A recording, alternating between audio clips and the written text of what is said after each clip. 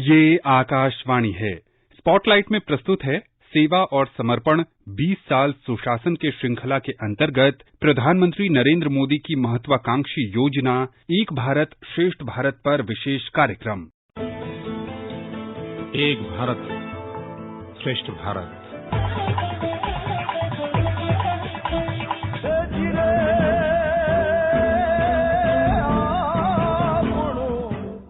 भारत की एकता की जब भी बात होती है, लौह पुरुष सरदार पटेल की याद आना स्वाभाविक है। 562 रियासतों को मिलाकर एक मजबूत राष्ट्र बनाना लौह इरादे से ही संभव था। आजादी से पहले हमारे देश में कई रियासतें थी, यहाँ सैकड़ों बोलियां हैं, कई भाषाएं हैं और हर इलाके का अलग अलग पहनावा और अलग अलग खान पान है। इन सब के बावजूद कुछ है जो हमें एक धागे में बांधता है, जो हमें जोड़ता है। जब हम भारत की बात करते हैं तो हमारे सामने एक ऐसे राष्ट्र की कल्पना होती है जिसमें विविधताएं तो हैं, लेकिन संस्कृति समान है। और इसी भावना को मजबूत करने के लिए साल 2015 में प्रधानमंत्री नरेंद्र मोदी ने संदेश दिया था, एक भारत श्रेष्ठ भारत। एक भारत श्रेष्ठ भारत। एक भारत श्रेष्ठ भारत कल्पना ये है, हर वर्ष अपने राज्य को किसी एक राज्य के साथ हर राज्य जोड़े। मान लीजिए हरियाणा तय करे कि भाई 2016 हम तमिलनाडु से जुड़ेंगे, तो 2016 में हरियाणा में स्कूलों में बच्चों को कम से कम 100 वाक्य तमिल भाषा के सिखाए जाए। हर बच्चे को तमिल का एक गीत सिखाया जाए। तमिल फिल्म फेस्टिवल हो, तमिल नाट्य प्रयोग हो, तमिल खाने का कार्यक्रम हो और हरियाणा के लोग यात्रा करने के लिए तमिल जाए, तमिलनाडु के लोग हरियाणा आए। एक साल भर हरियाणा में तमिलनाडु चलता रहे और तमिलनाडु में हरियाणा चलता रहे। देश की एकता को जोड़ने का, देश के अन्य राज्यों को पहचानने का, अन्य भाषाओं को जानने का एक सहज उपक्रम बनेगा। एक भारत श्रेष्ठ भारत। राष्ट्रीय एकता के सूत्रधार सरदार वल्लभ भाई पटेल के सम्मान में गुजरात के भरूच जिले में नर्मदा नदी के किनारे उनकी 182 फीट ऊंची प्रतिमा स्थापित की जा चुकी है। केवड़िया में स्थापित ये मूर्ति आज भारत की एकता और श्रेष्ठता का प्रतीक बन गई है। राष्ट्रीय एकता को लेकर प्रधानमंत्री मोदी के सपनों पर भारतीय जनता पार्टी के नेता सुनील शास्त्री कहते हैं, जिस तरह से उन्होंने राष्ट्रीय एकता के लिए अपने आप को पूर्ण रूप से देश के प्रति समर्पित किया है और प्रयास इस बात का कर रहे हैं कि राष्ट्रीय एकता पूरी प्रबल शक्ति के साथ देश को आगे बढ़ाए। इसके लिए मैं उनको हार्दिक बधाई देता हूं और ईश्वर से प्रार्थना करता हूं कि उनका नेतृत्व देश को हमेशा मिलता रहे। स्वाधीनता के पहले तक अपना देश भले ही आधुनिक राष्ट्र की अवधारणा के लिहाज से राजनीतिक इकाई नहीं था, लेकिन हमारी संस्कृति, हमारी परंपराएं पूरे देश को एक साथ सदियों से बांधे हुए हैं। ये डोर ही प्राचीन काल से भारत को विराट सांस्कृतिक राष्ट्र के तौर पर स्थापित किए है। सांस्कृतिक राष्ट्र का ये विचार प्रधानमंत्री नरेंद्र मोदी के हृदय के निकट है। इस संबंध में वरिष्ठ पत्रकार अच्युतानंद मिश्र कहते हैं, एक भारत श्रेष्ठ भारत एक ऐसा सांस्कृतिक आह्वान है, इसमें देशराग झलकता है। ये एक भारत श्रेष्ठ भारत देश प्रेम का महामंत्र है। ये कोई राजनीतिक मुद्दा नहीं है, ये एक सांस्कृतिक आह्वान है, एक सांस्कृतिक संकल्प है।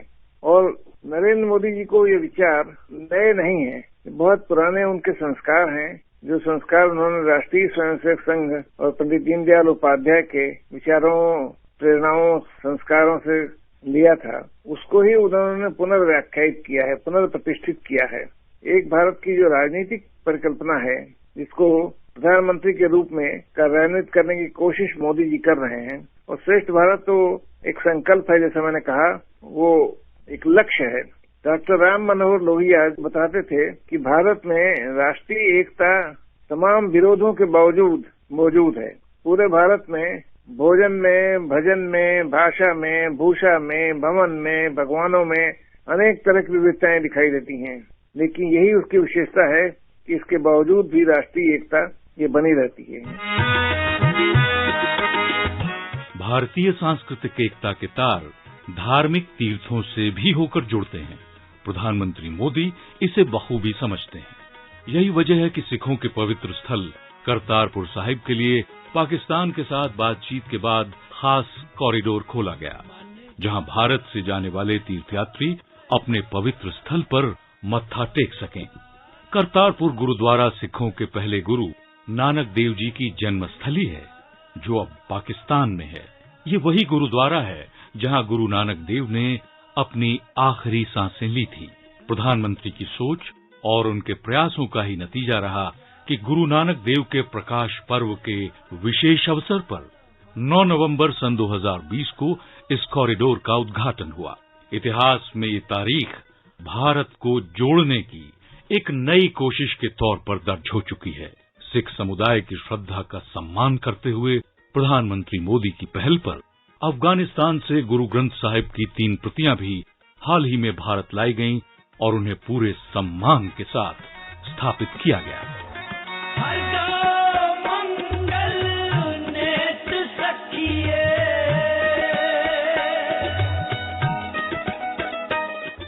भारत के तीर्थ स्थलों से भी जुड़ते हैं भारतीय एकता के तार। भारतीय तीर्थ स्थलों को वे देश की एकता के प्रतीक के तौर पर देखते हैं, चाहे देश की चारों दिशाओं में स्थित शक्ति स्थल हो या फिर ज्योतिर्लिंग हो। जब भी अवसर मिलता है, प्रधानमंत्री मोदी तीर्थ स्थलों की इस सामर्थ्य को याद करने से नहीं चूकते। जब मैं भारत जोड़ो आंदोलन की बात करता हूं, तो उसका भाव केवल भौगोलिक या वैचारिक जुड़ाव तक सीमित नहीं है।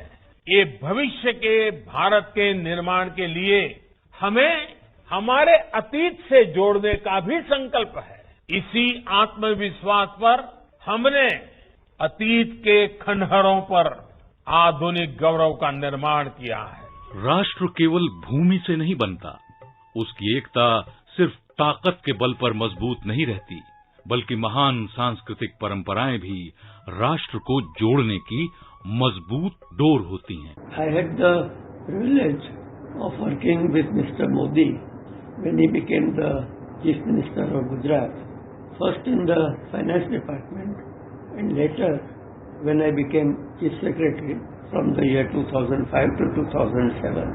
There are many things which are remarkable about Mr. Modi as a leader and as an administrator. He is a man of vision.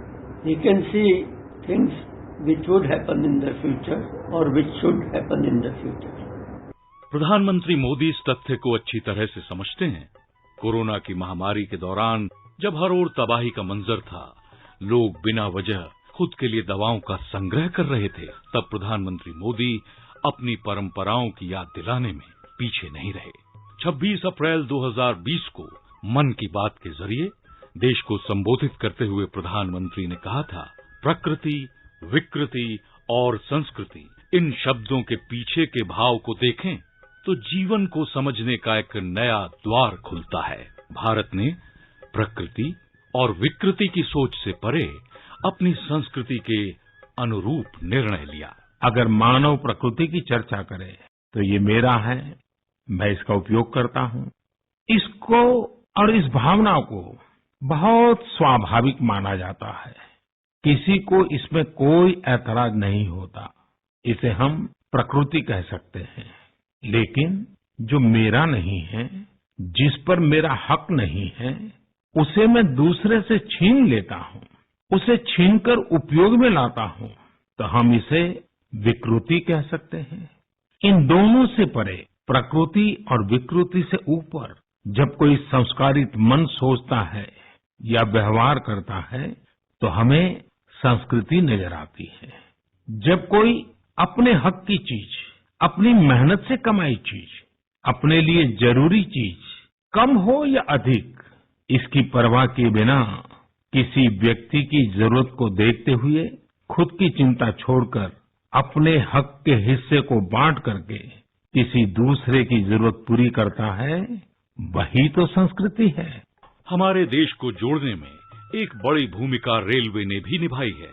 वो सिर्फ यात्रियों को ही नहीं ढोती, बल्कि सांस्कृतिक बहुलता के बीच एकता की राह भी बनाती है। इसके बावजूद देश का विशेषकर उत्तर पूर्वी इलाका और कश्मीर घाटी रेल नेटवर्क से ठीक से जुड़ नहीं पाए। आजादी के 67 साल बाद कश्मीर घाटी में 4 जुलाई सन 2014 को रेल पहुंची, लेकिन राज्य का अब भी एक बड़ा इलाका रेल सुविधा से दूर है और यही हालत तकरीबन पूरे उत्तर पूर्व की है।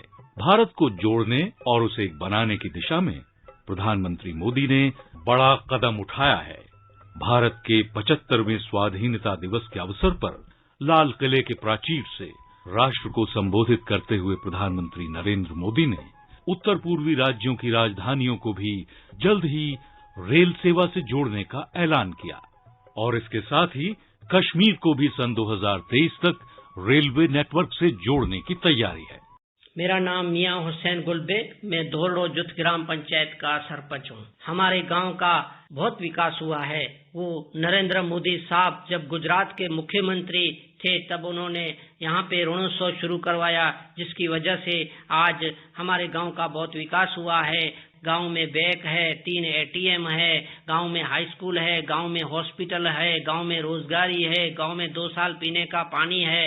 ऐसे बहुत सारे 40 मुद्दा विकास का जो है वो धोलरो गांव में हुए हैं।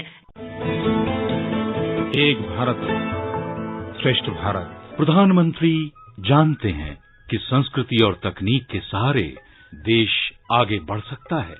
इसीलिए तकनीक के पीछे भी वैचारिकता की डोर तलाशने की सलाह वो देते हैं। आर्थिक और तकनीक की ताकत से लैस देश अगर अपने गौरव को, अपने अतीत के संघर्ष को नहीं समझेगा तो आने वाली पीढ़ियों को पता ही नहीं चल पाएगा कि किस कीमत पर आजादी हासिल हुई। शायद यही वजह है कि स्वाधीनता के 75वें साल में प्रधानमंत्री ने आजादी का अमृत महोत्सव मनाने के लिए राष्ट्र को प्रेरित किया है। हमने इस आजादी के अमृत महोत्सव को 75 सप्ताह तक मनाना तय किया। 12 मार्च से शुरू हुआ है और 2023 15 अगस्त तक इसको चलाना है। उत्साह भर से आगे बढ़ना है। आजादी के बाद भारत की पहचान मजबूत राष्ट्र के तौर पर तो है, लेकिन बदलती संस्कृति और कुछ अन्य कारणों से कई बार संस्कृति के तार कमजोर होते नजर आते हैं और इन्हीं तारों को जोड़ने की कामयाब कोशिश है एक भारत श्रेष्ठ भारत। ये प्रधानमंत्री मोदी की एक ऐसी पहल है जिससे एक राज्य के लोग दूसरे राज्य की संस्कृति और लोक परंपराओं को न सिर्फ निकट से देखें, उससे रूबरू हों, बल्कि उस राज्य के लोगों के साथ आत्मीय रिश्ता भी कायम करें। देश के एक कोने से दूसरे कोने के लोग एक दूसरे के निकट आएंगे, उनसे मिलेंगे तो तय है कि दिलों में अगर थोड़ी दूरियां भी हों तो भी वो मिट जाएंगी और फिर बनेगा एक ऐसा राष्ट्र जो भौगोलिक रूप से एक तो है ही, सांस्कृतिक रूप से भी और सुदृढ़ होगा। प्रधानमंत्री मोदी की इस पहल के बारे में सुलभ इंटरनेशनल के संस्थापक बिंदेश्वर पाठक कहते हैं, लोगों में भाईचारा बढ़ा है, प्रेम से रहने की बात कर रहे हैं।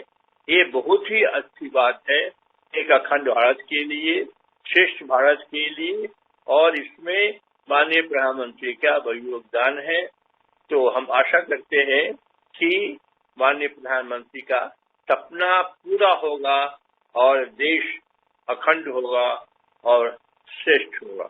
प्रधानमंत्री मोदी की एक भारत श्रेष्ठ भारत की ये पहल इस तरह देश की एकता और सद्भाव को मजबूत कर रही है, विविधता में एकता की संस्कृति वाले देश को जोड़ रही है।